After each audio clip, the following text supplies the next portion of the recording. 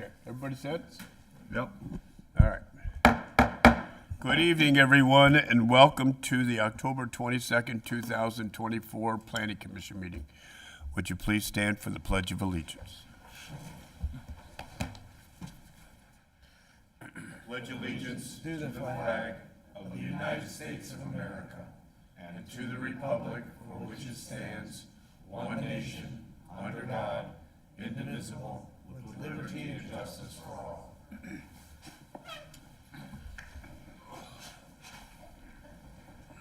Okay. Mr. Bentley, would you please call the roll? Yes, Mr. Chairman. Michael Hardy. Here. Aaron Tuckfield. Here. Richard Marley. Here. Miss Smith. Here. Dan Spatafora. Here. Charles Oliver. Here. Rich Bentley. Present. Okay. All present and accounted for. Oh, that's awesome. All right. Approval of previous meeting minutes. Any discussion? Mr. Chair, if there's no other discussion, I'll make a motion to approve the previous agenda. Okay. Motion by Mrs. Smith to approve the previous meeting minutes, And I'll support. supported by Mr. Meyerly. All in favor? Aye. Anyone opposed? Okay, motion passes. All right, approval of tonight's agenda. Any discussion? If none, Mr. Chair, I'll move to approve tonight's agenda as presented. Okay, motion by Mr. Spatafor to approve tonight's agenda, Support. supported by Mrs. Smith.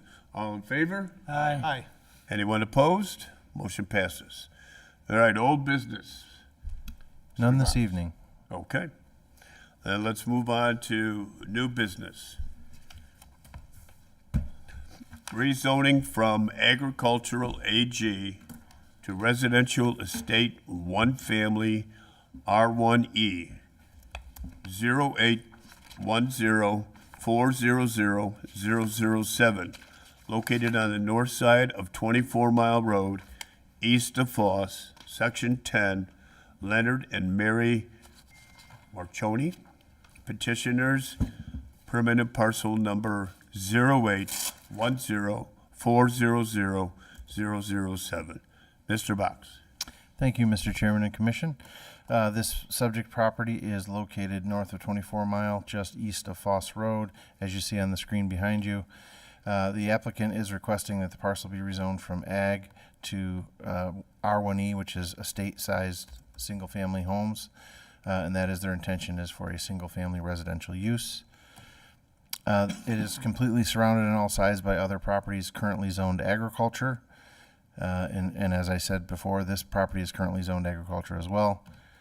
The master plan does actually call for a more dense use, a multifamily or 6 units per acre use. However, the subject property is actually not large enough to meet the requirements of that category. I think when the master plan was updated, it was intended that this might possibly be, combined with some other parcels neighboring it someday, and potentially be a multifamily development. That being said, they are seeking to develop it as a single family, which R1E is the category that it would fit. And to be developed as such, it would need to be rezoned to R1E. So they are recommending, as I said, the rezoning to the parcel as R1E residential estate one family. It is acceptable. It's a less intense use, and staff is in support of this at this time. Okay. Petitioner in the audience. Come on up right there and have a seat, ma'am.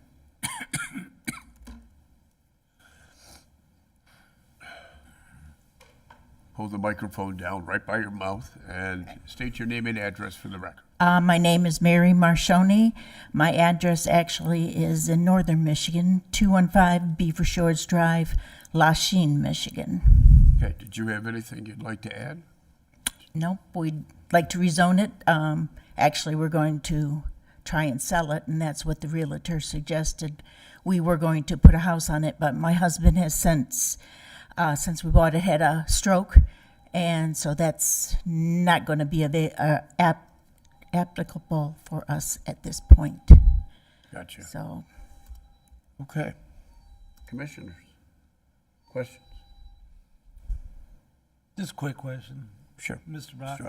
Oliver. Just to reiterate, there'll be one single house on this property. That's correct. In the estate zoning, to my knowledge, this is probably the first estate zoning we've done since the new master plan. I believe since the master plan has been updated, this would be the first one being rezoned to R1E, yes. And then, so if somebody wants to build, as long as they got the land available, once it goes through all the processes, they could build themselves, what size of a outbuilding on something like this? I don't know the exact number. I think the maximum size, if you're over 5 acres, is like 9,000 square feet, pretty large. That wouldn't qualify. This is only 1 acre, but it is larger than what you would see in a a typical Macomb Township style subdivision. Yes. Okay. So that would make it ideal for selling, and that there maybe you could mention to your buyers Okay. that, and they'd have to come in Oh, yes. and Yes. talk to our planning and go through all the hoops and. Yeah, we started doing that, but then tragedy hit, so Yeah. we had to stop. I know they did say it has to be at least a 1,200 square foot house. It's a nice property. Yes. No further questions. Okay. Anyone else? Yeah, ma'am, do you know what the dimensions are? In the back? I know it's 100 feet wide by 300 and some deep. I'm not exactly sure of how deep it is. There is a lot in between on the east side that's vacant, and then there is a couple houses after that. Right. Anyone else? Mr. Chairman, if I could, to Mr. Box, two questions. First, can you, I think maybe to Charlie's point, distinguish for us a little bit the difference between an R1 and an R1E? Sure. R1 would be the standard 70 by 120 lots that we see in most of our subdivisions or site condos. R1E requires a larger lot. The density overall, if you were talking about a much larger piece of property, an R1 would be 3 units per acre. R1E is only 2 units per acre, again, based on the size of this and the likelihood that there's some wetlands to the rear of the property. This is just going to be one single home. Okay. With regards to the master plan designation here, typically we would not want to buffer up against 6 units per acre with an intense or a use that is this lack of intensity, 2 units per acre. Obviously, this parcel would not be compliant with 6 units per acre, so it would be non-compliant if we were trying. So I understand the logic there that they can't, unless it was merged, could not be moved to 6 units per acre. Would you generally, are there any other types of zoning that you would see as more traditionally a buffer zoning that could be put onto this parcel? Only things that would be non-residential, which I'm not sure would make sense in this area. Again, given the wetlands to the rear, there's already going to be some natural buffer, and I think, she mentioned kind of the vacant lot to the east. It's actually part of the much larger parcel, and I think there's some wooded wetlands in there as well. At one time, the larger parcel that surrounds this was actually owned by the township. I know we did some work out there. We were looking at potentially putting a park there. There's definitely some wetlands out there. I think there's also some issues with the ground perking, which would mean things on septic, which would quite possibly render a multifamily development not feasible anyways. So, okay, all right. And then mostly the line of questioning is just because we do rely on our master plan so significantly. When people come in and they don't like us rezoning, we usually say, hey, we're referring to the master plan. And I don't have a problem with this rezoning nominally, but at the point we rely on it so heavily, I want to make sure that we're on safe ground here, on logical ground for changing it in that regard. And so I also had a question for Mr. Loya. In this case, the parcel is master planned for 6 units per acre, but it can't bear 6 units per acre by itself. I'm not sure what question I'm going to ask here, but it seems to me that that almost requires us to not pay attention to the master plan if the owner is asking for just this parcel because the owner is not selling it to somebody else, and we can't require them to sell it to somebody else. Do you have any thoughts on this from a legal perspective as far as the master plan applying, even though it couldn't apply directly to this parcel?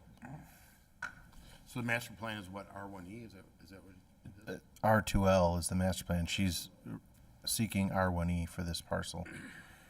So it's R2L is a greater density, right? Correct. So but essentially what you're doing is she's asking for a lesser density than the master plan. Correct. So I think that's within your discretion. and I believe specifically in this point, that parcel you could not build on it with that density because of the size of the parcel. It would not fit.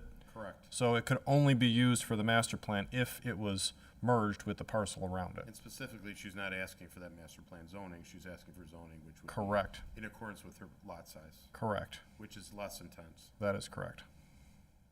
So, and you're comfortable with that being sufficient, because again, as I was mentioning, we always pay attention to the master plan, and it makes sense to me looking at it, but we hold to it. I don't want to deviate for I do, but typically you can downzone, and I think, and in this, where we get into trouble is when you want to use a parcel for more intense use than what's anticipated in the master plan. You can always downzone when you have a higher zoning designation. Okay. All right. Very good. Thank you, Mr. Chairman. That was all my questions. Anyone else?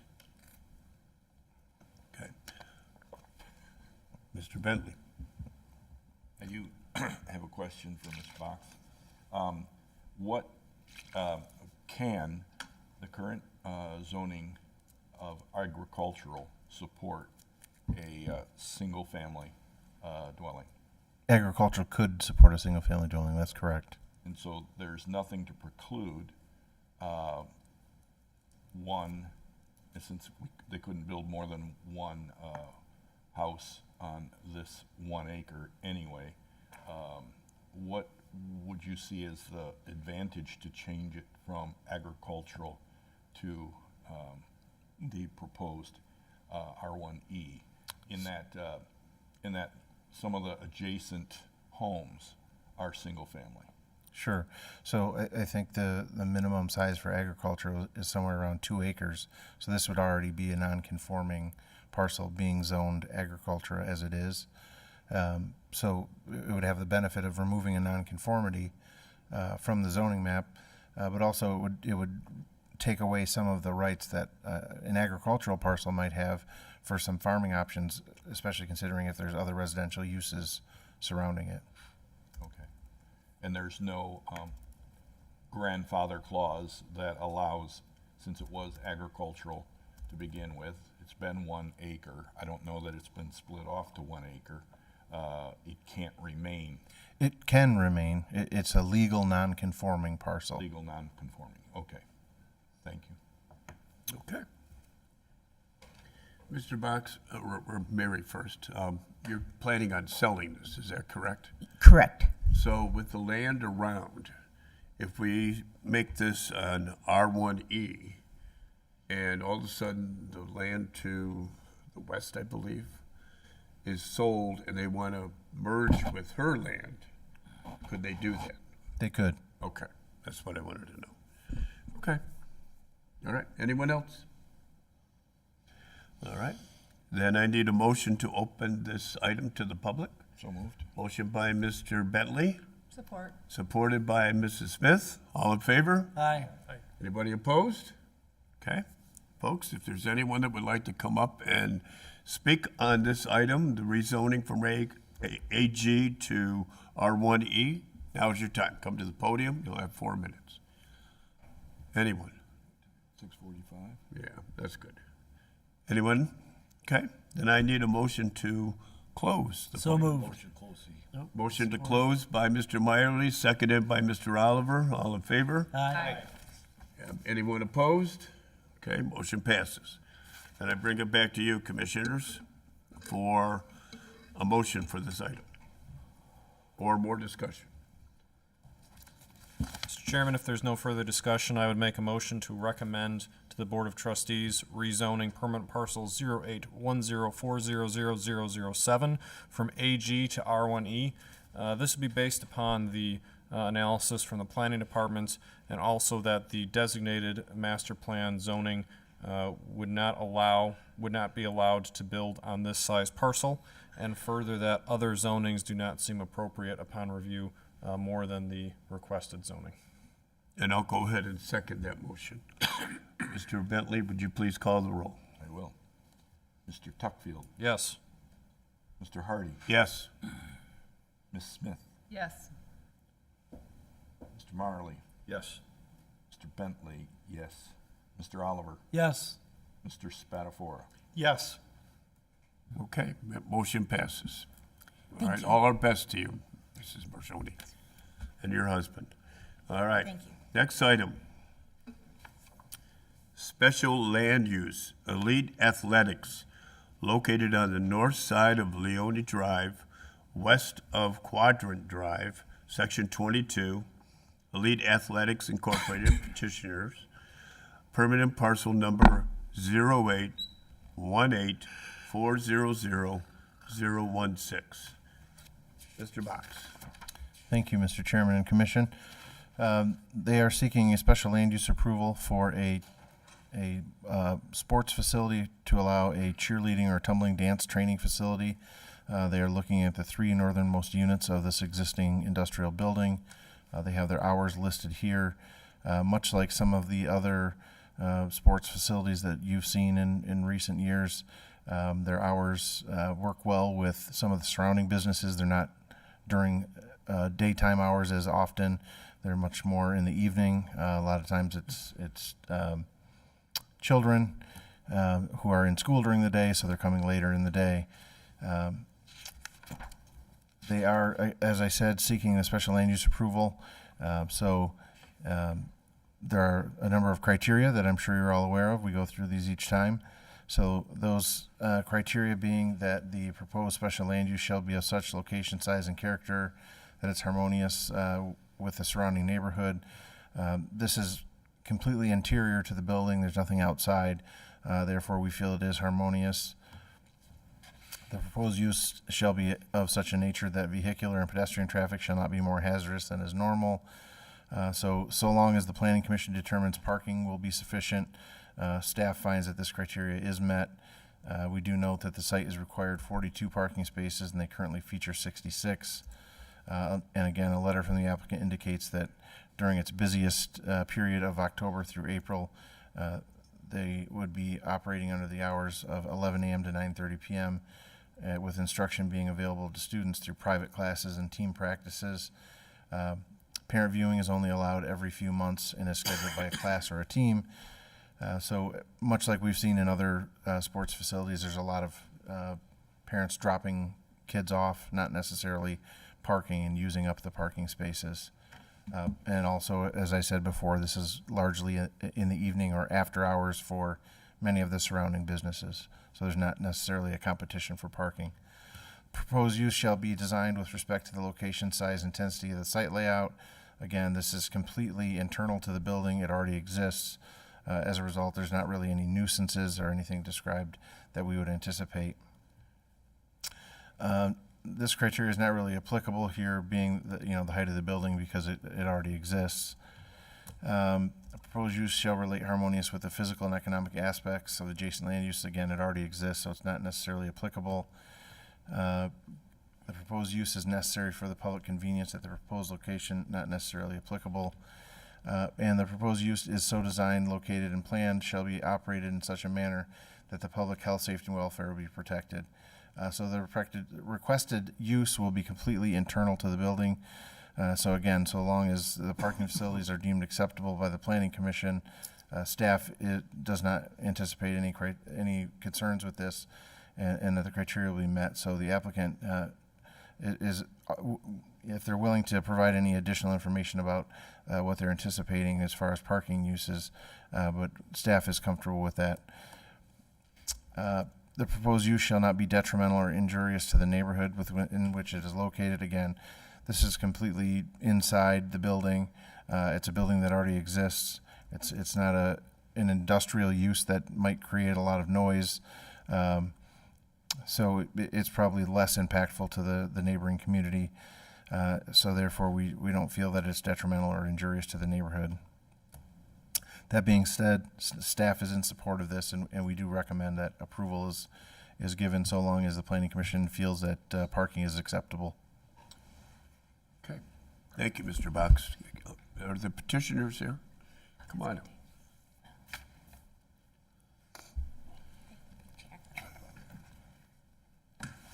Hi, Hi. Please state your name and address for the record. Leah Abear, 851 Townsend Drive, Algonac, Michigan, 48001. Okay, and sir, your turn. Michael DiAgostini, 15801 23 Mile Road. I'm here on behalf of the property owner. Okay. Do you have anything you'd like to share? No, I'm currently operating in Chesterfield, and we have, as far as parking, like 30 parking spots. I've been there for 20-some years. We don't really do parent viewing much, and like I said, we schedule it. So if a team practices Monday and Wednesdays of every week, parents come in the last 15 minutes, and the facility is set up where really there isn't viewing. It's all used for training purposes. So we do allow them to come in the last 15 minutes to just kind of see their kid. We also, like for new athletes, we offer like a trial class, and it's free, a free trial class. We do allow parent viewing for that free trial class, so parents know what they're signing their kids up with and seeing what they do. That's really it. Okay. Then I'll turn it over to commissioners for questions. Mr. Bentley. Per some of the comments made by the planning department, there were some comments to have the commission verify the parking adequacy, and I tried to identify how many people you might have at any one time, and it looked like there's 22 on a team. That's it varies. Teams. I'm just going by your letter. Mm-hmm. So yeah, you can clarify. I said 22 team members plus 10 class participants, 3 private, which would last during that same time period, it would appear. What I didn't know is how many classes, how many team practices, and how many private groups would there be? Is there like 2 private classes? Is there 2 teams, so there'd be 44 Right. there, that kind of thing? Well, our federation, it goes by team size. So we try, it's hard to explain, but you either want 11 on the team, 17 on the team, or 22 kids on a team to be the most competitive. So those are the numbers that we try to aim for per team. We, of course, have multiple teams, but even if you look at the diagram there, that whole back end where it says it's a gymnastics spring floor. So that's, if you cut it in half, that's basically 2 competitive floors. So we can run 2 teams at the same time because they need the floor, and that's how you train them. So we can run 2 teams at the same time, and then in the front where it says tumble track, rod floor, that would be tumbling classes, flexibility, strength, whatever they sign up for at that time.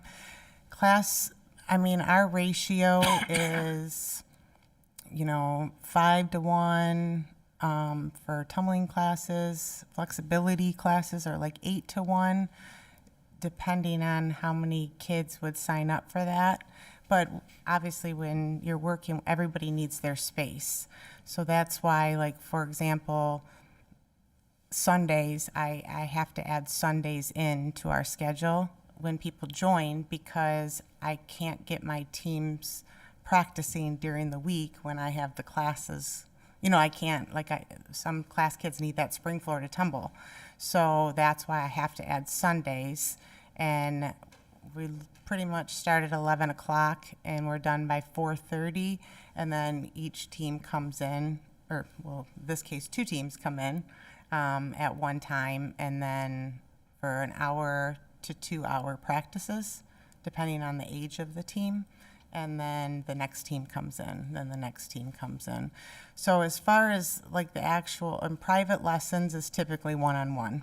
Like somebody would hire me to train their child on how to tumble.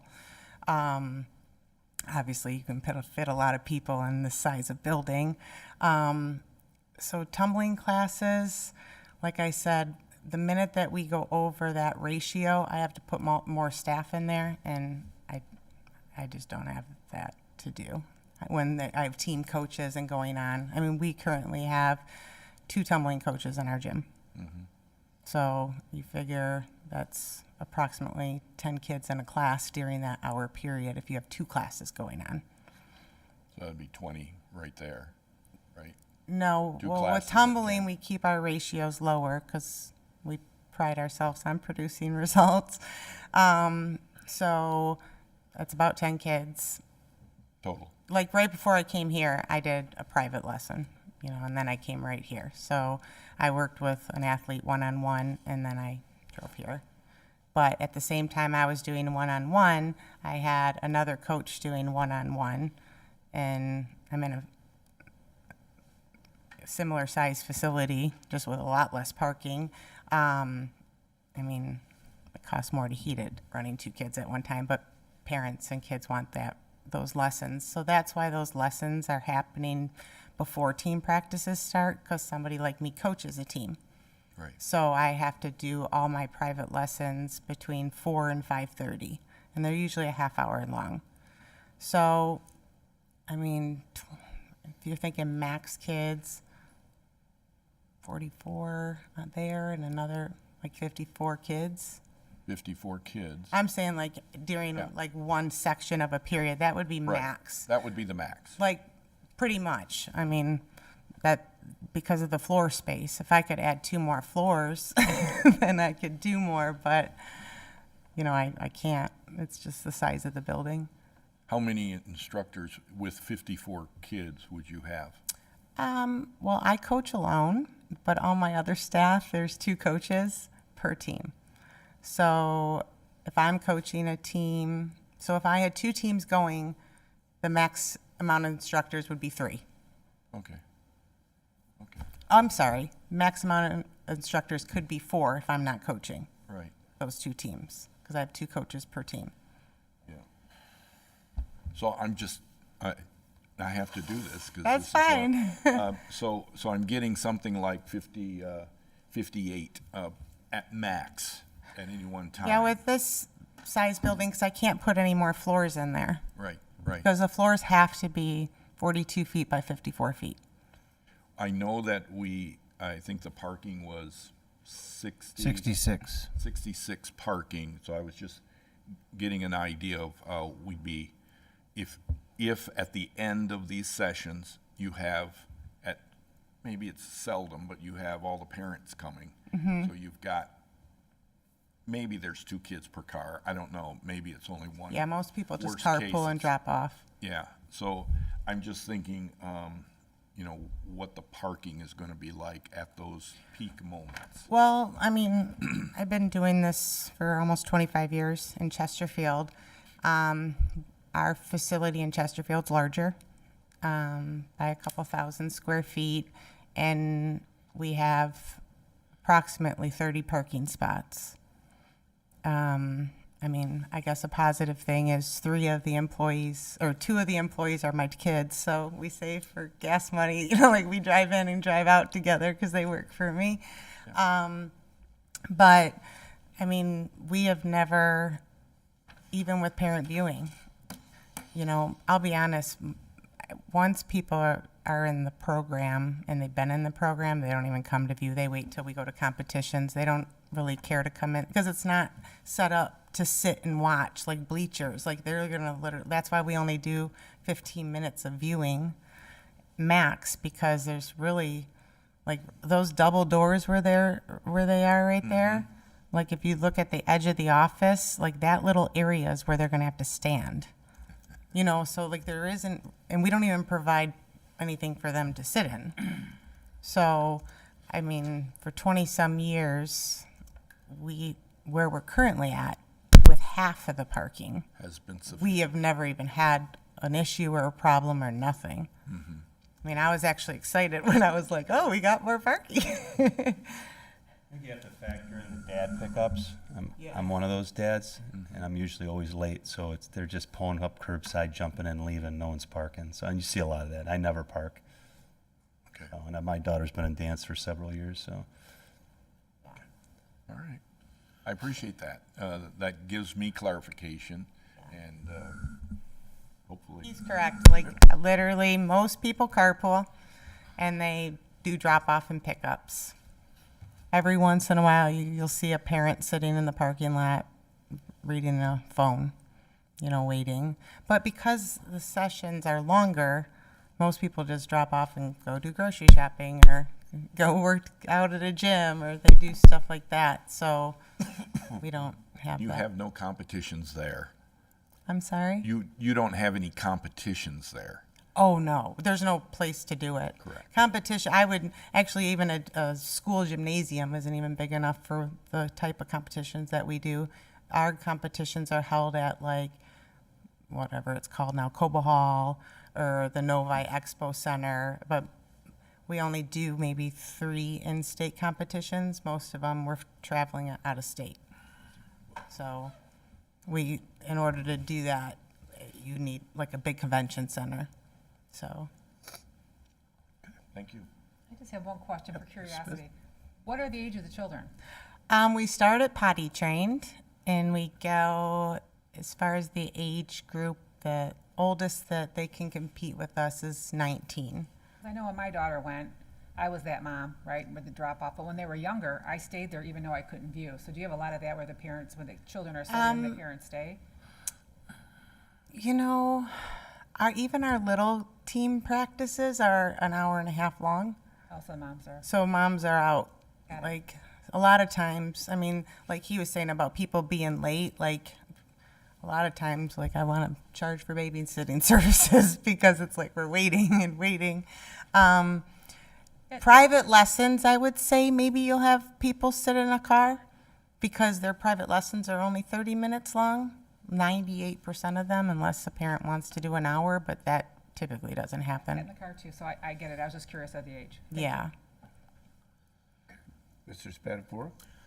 Leah, I didn't catch your last name, but I wanted to ask you during your peak activity there with employees or parents and coaches, can you project roughly how many parking spaces you would need? Well, we operate with 30 right now.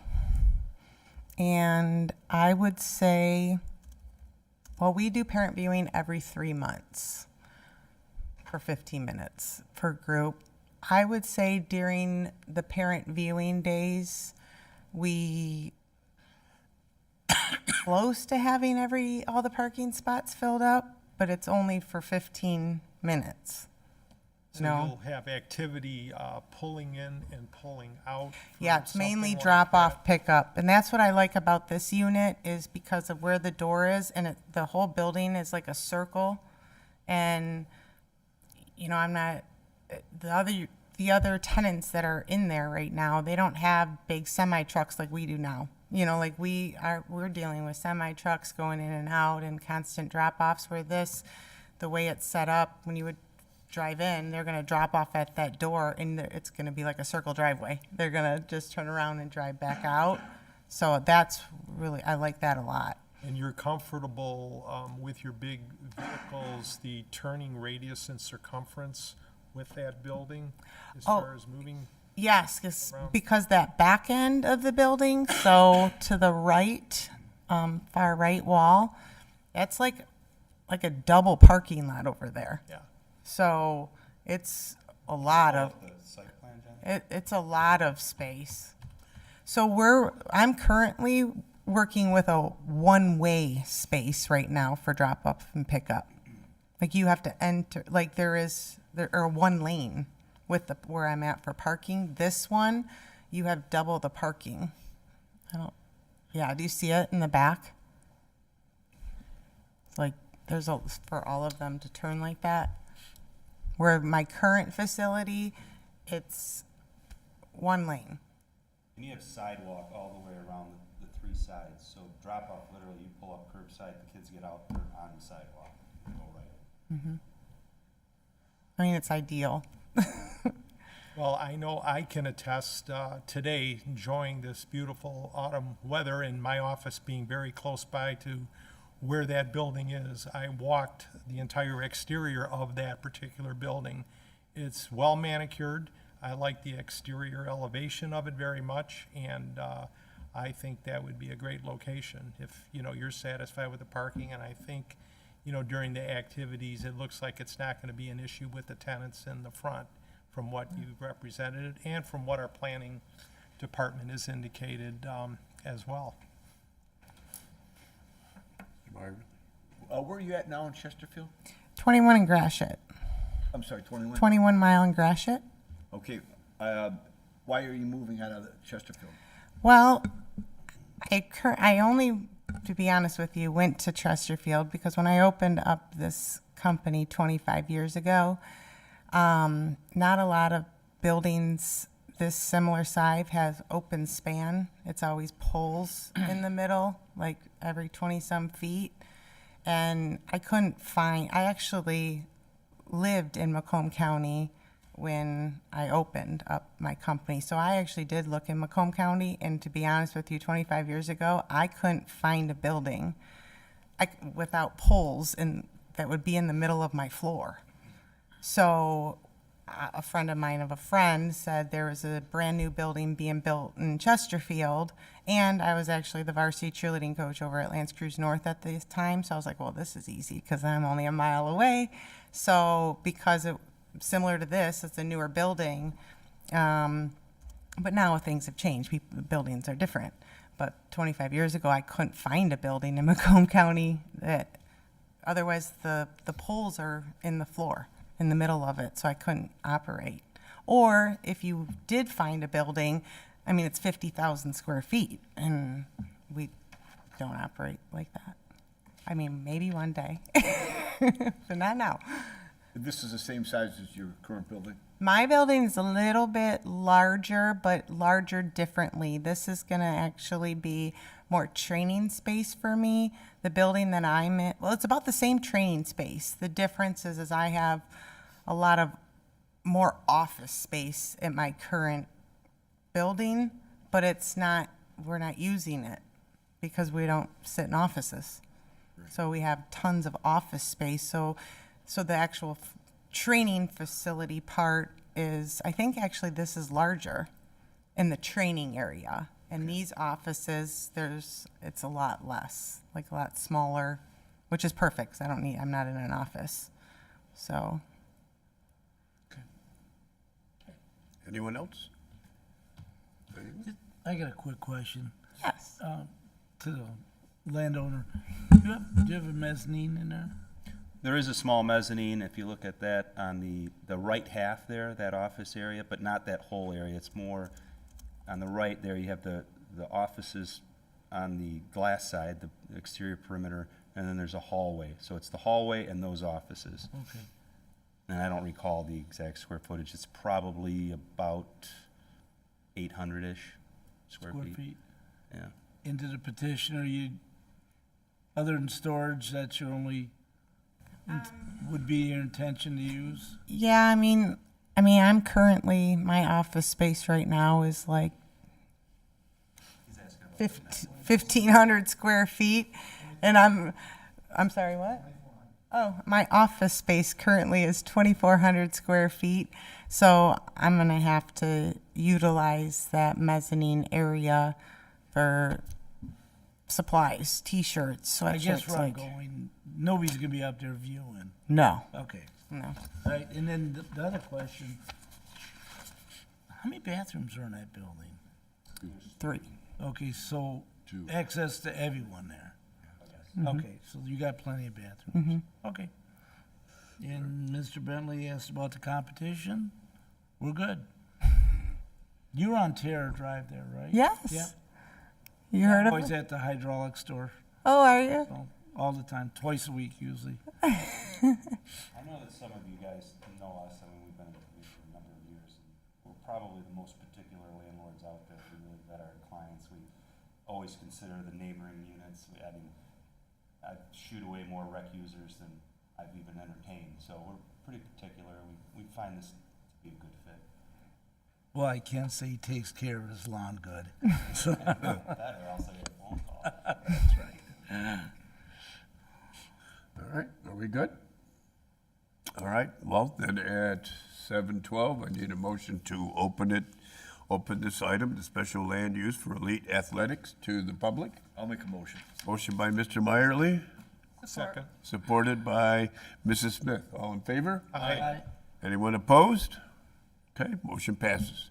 Anyone in the audience that would like to come up and talk about the special land use, now is the time. Anyone? All right. Well, then at 7:13, I'd like a motion to close the I'll make a public motion. portion. Motion by Mr. Meyerly, Support. supported by Mrs. Smith. All in favor? Aye. Anybody opposed? Motion passes. All right. Commissioners, do we have a motion on this item, or do we have further discussion? If no further discussion, Mr. Chairman, I will make a motion to approve the special land use for elite athletics located on the north side of Leone Drive, west of Quadrate Drive in section 22, parcel number 08-18-400-016, as for the reasons presented by the Planning Department, other department reviews, and discussion here at the Planning Commission table, and the discussion and representations of the petitioner and the property owner. Okay, motion to approve by Mr. Spatafora, Support. seconded by Mr. Nope. Bentley. Mr. Bentley, please call the roll. Mr. Spatafora. Yes. Mr. Bentley, yes. Mr. Hardy. Yes. Mr. Tuckfield. Yes. Mr. Marley. Yes. Ms. Smith. Yes. And Mr. Oliver. Yes. Okay, motion passes. Thank you. Welcome to Macomb Township. Thank you. All right. Next item on our list is a site plan. Filling station and retail center located on the southwest corner of 23 Mile Road and North Avenue. Section 23. Baseco Oil Company petitioner. Permanent parcel number 0823226015. Mr. Box. Thank you, Mr. Chairman and Commission. You probably remember this item from just a few weeks back. They finalized their PUD general design plan, and they are here this evening with their site plan. This has been an ongoing project for a number of years now. I think they started before I was here. Well, I know they started before I was here. They went through the PUD process then, and they're finishing it up now. And what you saw a few weeks ago is almost identical to what you see this evening. They have a gas station. They're going to tear down the existing facility. They have a new gas station with a drive-through and a small retail building. They have access from both 23 Mile and North Avenue, as well as sidewalks as required. They meet all the dimensional setback requirements. They do have sufficient parking, and 16 pump spaces are shown as well. And they're all compatible and in agreement with their PUD agreement, and the dimensions of their parking spaces are acceptable as well. They also have 2 loading zones near the south. The drive-through lane features 10 stacking spaces, which is actually more than what's required. The width of the bypass lane and drive-through is 19.5 feet, which matches the PUD agreement. And the drive-through call box is shown, again, less than 300 feet from the south property line, but that was part of their PUD agreement that was already approved. Again, it's a PUD, so they have 15% of open space, which is net developable area. They actually have 31% currently. There's a 6-foot tall screen wall that will be required on the south and west property lines. All the landscape areas are sodded and irrigated as required. They also have some landscaping on the frontage of 23 Mile and North Avenue. A sign will exist on the northeast corner of the site. They also have their trash enclosure, which meets the ordinance requirements. They provided some floor plans and elevations of the building. The heights are acceptable, the floor plans are acceptable. They meet the parameters within the zoning district. They provided their lighting plan, which also shows that they are being downward and shielded as required by ordinance. The 14 poles meet the lighting requirements. At this time, staff is comfortable with this. Again, we've been working with these folks for quite some time. It's taken a while to get to where we're at, and I think we're very much in support of this project at this time. Okay. Petitioner in the audience?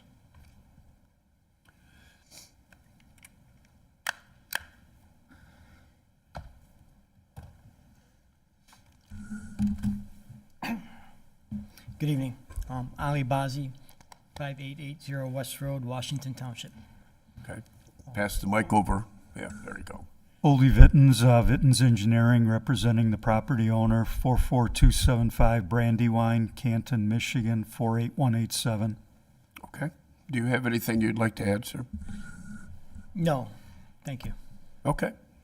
Then we'll turn it over to the commissioners for questions. Mike, just have a question there. The two buildings, one is inside the property line, and the other one is just outside the property line. Are those buildings coming down, or So, below them, or what are they? There were sheds, storage, I believe, when we acquired the property, they were existing. The neighbor to the west, was utilizing those to store, I think, some personal equipment, but they're empty today and they're gonna be gone when we develop. Okay. Okay. Good. Anyone else? Mr. Bentley. I did have some things. And it's a question maybe for Mr. Box. The proposed building, it's really the building that's most to the west. The rear drive is 20 foot wide. Is there any restrictions, or do we need to have restrictions as to one way there, since it can't be two-way unless it's 24 foot wide? I don't believe there are any one-way restrictions at this point. Again, it was a lot of this PUD agreement was developed and established a number of years ago. They had some tweaks, but we're comfortable with the way it's laid out at this time. Okay, so if I have people coming around the back, do you foresee, or is your intent to stop traffic one way or another behind that building? Good question. I don't know, Aldi, what do you think?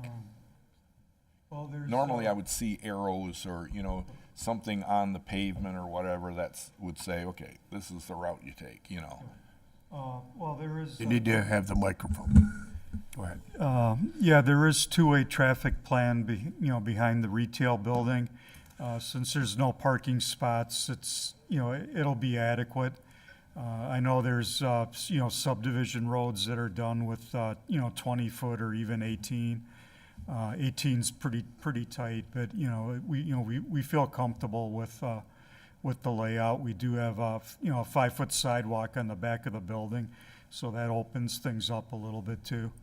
You can't drive on the sidewalk, but it just makes the appearance that it's a little bit wider. Okay.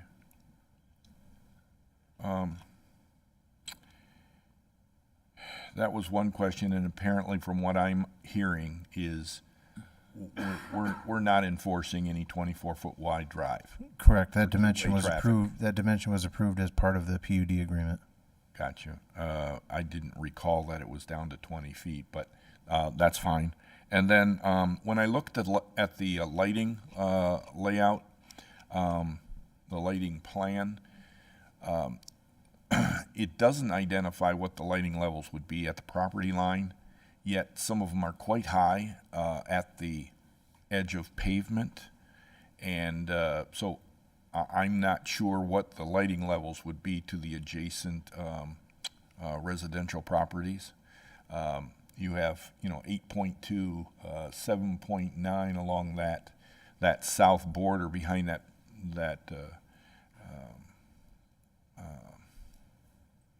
mercantile building here, and then they're quite high along the west edge as well. And I'm not sure how that relates to where the property line is, because there's no levels there, lighting levels. And my understanding, correct me if I'm wrong, Mr. Box, is that these lighting levels are for us to view only to see if the lighting levels are near zero or, very low at the property line. I know these are down lights, and I don't know what, with the height, I'm not sure what the photometrics are going to show. Do you have any information on that? Yeah, we got this, was generated by the lighting consultant. The lights themselves, they're just single lights, and they're, focused towards the parking lot. So the light to, behind the pole is a lot less. We do have a stormwater management area, and that helps to mitigate the lighting levels. We also have a 6-foot high fence, so I don't expect a problem with the lighting levels. Is, Mr. Box, is this something that will be further reviewed, or is this the final review from the building department? And The building department will look at this when they go through their architecturals. And if you'd like, we could ask them to extend this out to the property boundaries for staff to look at, for planning staff to look at. But the building department will look at this, yes. Okay, so that would be my request, if it can be done, so that when it's ready to go into the building department, they can see that it's okay, or you need to tweak it or something. Yeah, we'll have the lighting consultant extend it to the property line. I appreciate that, thank you. And I had no more questions. Thank you so much. Okay. Tuckfield. Thank you, Mr. Chairman. Mr. Box, just following up to Mr. Bentley's questions, I had some questions along there. Just to clarify, were the foot candles on the property part of the PUD? Are they something that was already approved, or is this something that's within our purview? It's part of the site plan package, not part of the PUD. Okay, so package. it is appropriate for us to look. And then just to confirm, does our ordinance state 0-foot candles at the property line? It does not. That's typically what we request, Okay. But it does not actually specifically require anything other than that a light plan be turned in with their site plan. That's something that we're actually going to be cleaning up with the new zoning ordinance. Yeah, because my understanding, although I don't remember the specific level, was what we looked for. That is what we look for, Okay. but it is not specifically in the ordinance that it's a requirement. Okay. And then just to the petitioner, obviously, you're hearing it's not a requirement, but that's my understanding every time we look at a lighting plan, is that we look for near zero at the property line, as much as possible. So just be aware. I don't know what the requirement is or where we hold it to, but that's what we would generally look for. Yeah, we'll work with the lighting consultant and, get that close to zero. Okay. All right. That's all I have, Mr. Chairman. Okay, Mr. Tuckfield? Yes, And one Mr. more, Bentley? because it came up. What is the intent? Is this to be developed in one phase or multiple phases? One phase. It doesn't say. It One doesn't phase. say multiple, so it's. Yeah, That it's one phase. we're looking at one phase. At one point, we're considering 2 phase because we thought we'd have some issues with getting the sanitary sewer permit. But that's been acquired from Eagle already, so there's no reason to do 2 phases on this project. Gotcha. Thank you. All right. Anyone else? Do you have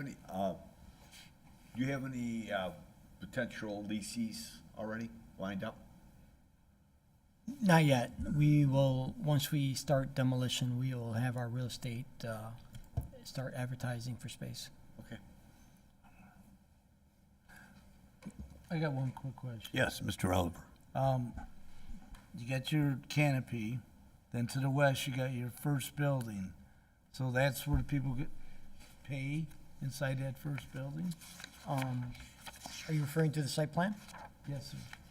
So that Yeah. main structure there will Yep. be the convenience store, so yes, They pay in there. yes, correct. Okay, and then clearly it's designed for some drive-through? Yes, for a Tim Hortons drive-through.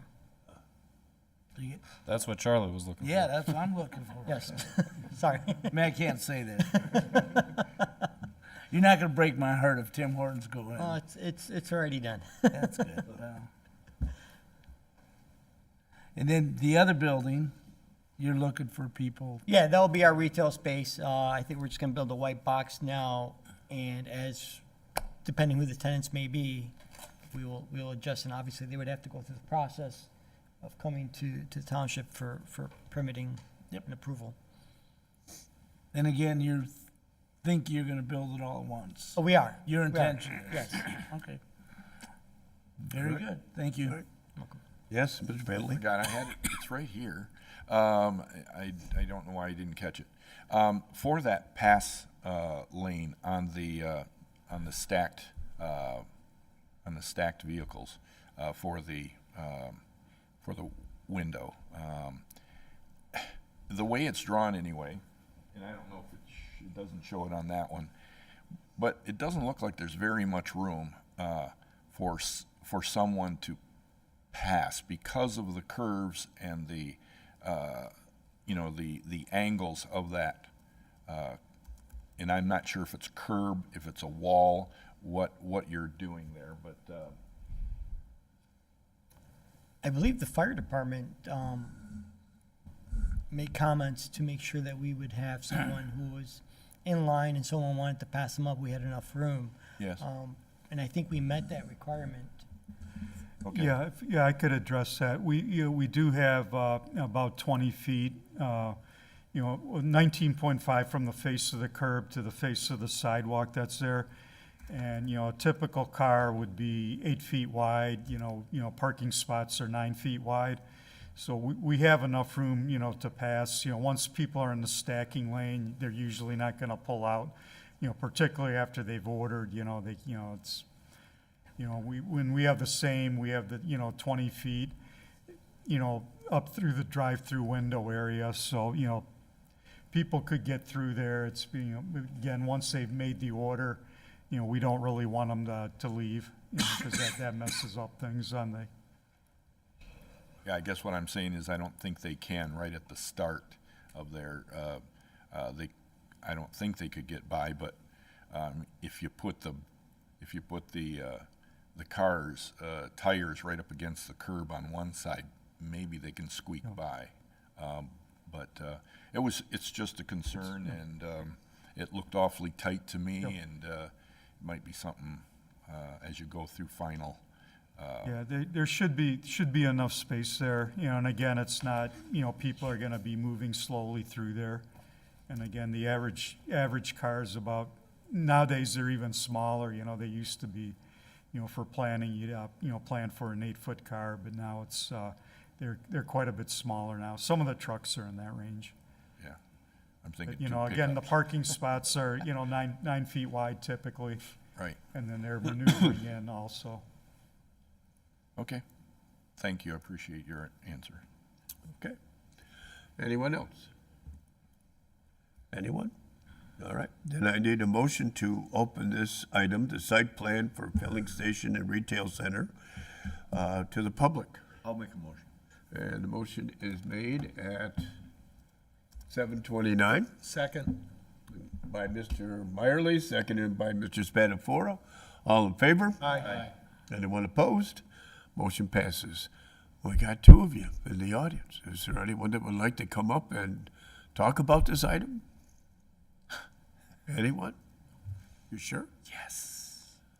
Okay, well then at 7:30, we will need a motion to close the public hearing. Motion by Mr. Oliver, Support. supported by Mrs. Smith. All in favor? Aye. Anyone opposed? Motion passes. All right, commissioners, do we have a motion on this item, or do we have further discussion? Mr. Chairman, if there's no further discussion, I'd make a motion to approve the site plan for the filling station and retail center on permanent parcel 0823226-015. Per the drawings we have in front of us, the departmental reviews, the fact that it matches the PUD, and also that I think this will be a good look on our eastern edge to have this developed further from where it is. Do we have, you know what? I'll second the motion. Mr. Bentley, call the roll. Just a second. Thank you. Mr. Tuckfield, Yes. Mr. Hardy, Yes. Mr. Marley, Yes. Mr. Oliver, Yes. Mrs. Smith, Yes. Mr. Spatafora, Yes. and Mr. Bentley, yes. Motion passes unanimously. Thank you. Thank you. Thank you. Thank you, sir. Good job. All right, moving on. Public comments on non-agenda items. Is there anyone in the audience that would like to speak on non-agenda items? No one? Is it good? All right, commissioners' comments. Do we have comments from commissioners? Oh, I do. Okay. And maybe I've been told this, but I don't remember because I'm older. But I have a number of drawings where we used to get hard drawings that I'm not sure how to get rid of them, and I do want to do it in the correct way.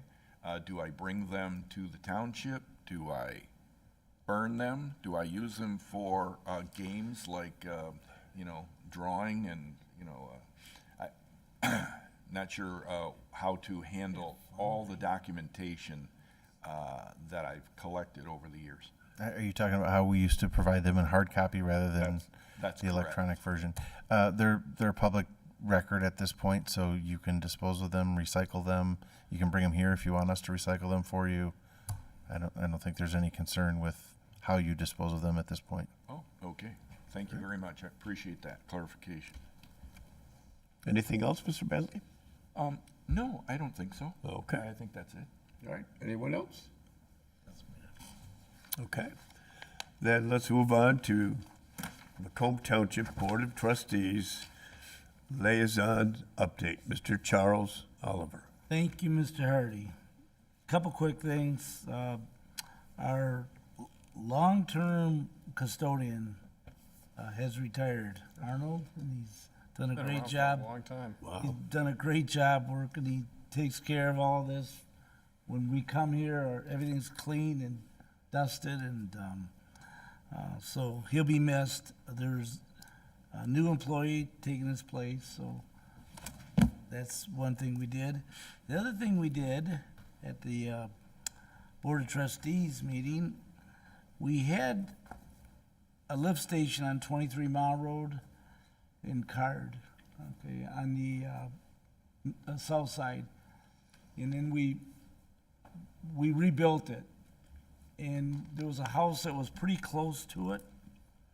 And so we purchased it thinking that we were gonna damage it during the new construction of the rebuilding of the first station.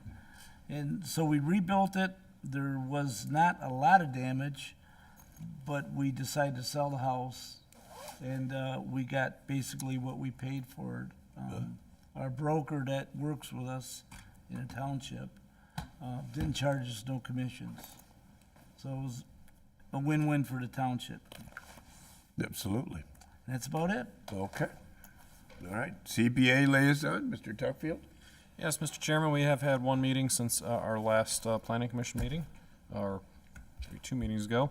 I was actually not there. I had an emergency, and Mr. DeCoster chaired the meeting, did a good job. We usually try to have him chair at least once a year, and he does a really good job. I don't know if you guys have ever watched those, but Dave's a good guy. And as far as I know and heard, the meeting went smoothly and there was no issues. So that'll be the only update I have, and kudos to Mr. DeCoster for running the meeting. Okay, Planning Department. Nothing this evening. Do we have anything scheduled for the next meeting in November? I believe we do. Okay. All right. And I need a motion for adjournment. So moved, Mr. Chairman. Motion by Mr. Tuckfield, Support. supported by Mr. Meyerly. All in favor? Aye. Anyone opposed? Motion passes and we are adjourned. Thank you. Rich was trying to say no. You didn't even look my way. You didn't even look my way. I know. I did that.